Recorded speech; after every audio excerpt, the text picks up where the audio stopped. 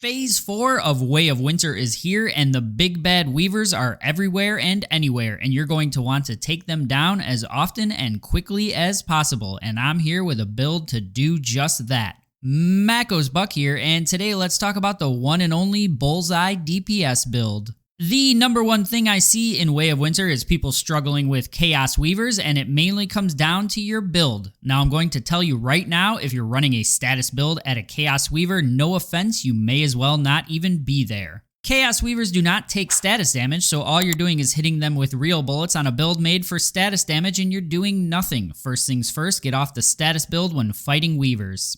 Now with that said, let's kick it off with our key armor piece, and that is going to be the old Huntsman boots. After triggering the Bullseye, the next bullet hitting a marked target will count as a weak spot hit, even if they do not hit the weak spot. You also gain plus 30% weak spot damage to enemies affected by the Bullseye. As we want to be stacking as much weak spot damage and weapon damage as possible on this build, we will be pairing our key armor piece with 3 pieces of the Renegade Gearset. 3 pieces of Renegade grants 15% reload speed, 10% weak spot damage, and hitting the same enemy consecutively grants 1 stack of Archer's Focus, increasing weak spot damage by 4% up to 10 stacks. Archer's Focus stacks are halved when the target is changed. Your next 2 armor pieces are purely preference with ultimately the same goal, and that's weapon damage. You can use 2 pieces of Bastille for 10% weapon damage when HP is above 70% and 20% reload speed, or you can use 2-piece Scout for a constant 8% weapon damage no matter what and plus 10% HP. If you're going to use the Scout gear set, make sure you 4-star enhance it to keep up with enough HP needed for endgame content. You may have noticed that I did not start this video with your main weapon like I normally do, and that's because all 3 of your weapons are needed to make this build really shine, and you will be rotating them frequently to squeeze out maximum damage. Let's start with the Wildfire pistol, which will be acting as your primer. Wildfire has a 60% chance to trigger the Bullseye effect when hitting a target. There is also a 80% chance to spread the Bullseye effect to enemies within a 15-meter area. If there are no enemies within the area, weapon damage plus 25% for 10 seconds. When hitting a weak spot of a marked enemy, attack plus 3 for 10 seconds stacks up to 3 times. Your accessories for Wildfire will be the Light Break Muzzle, Compact Reflex Sight, Integrated Laser Sight, and the Extended Pistol Mag. Your calibration will be a preference choice between either Rapid Shot style print or Precision style print. Both will need double weak spot on them. I suggest crafting one of each.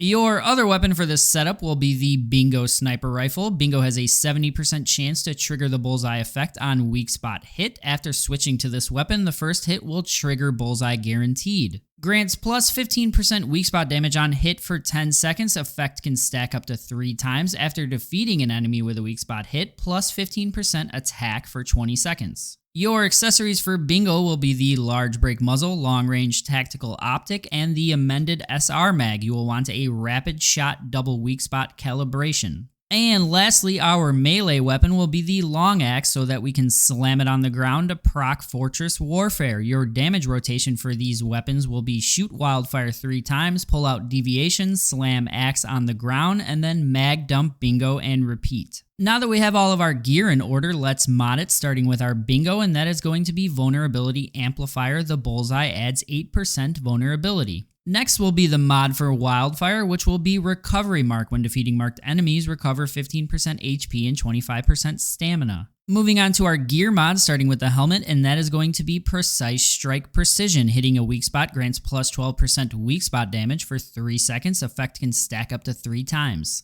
Our mass mod will be Most Wanted Bullseye. Every time an enemy is marked, attack plus 5% for 8 seconds. Effect can stack up to 3 times. Next up are the gloves, and that will be Munitions Amplifier Precision for a plus 15% increase to weapon damage. Our shoes will be Covered Advanced Precision. After taking no damage for 4 seconds, gain a 20% increase to weapon status and melee damage for 30 seconds. The pants mod will be 3 strikes precision for the first 3 hits after reloading, not exceeding 50% of the mag, gain 50% weak spot damage. And lastly, our chest mod will be the blue munitions amplifier precision chest mod for a 9% increase to weapon damage. Other substats you will want on your mods will be weapon damage, damage to great ones, and mag capacity or reload speed. Your goal for this build is to have a nice balance of both weak spot damage and weapon damage. I will place the Cradle setup in the description of the video below as we are near the end of Way of Winter, so this setup will most likely be changing soon. Make sure to check the description to see what to toss on.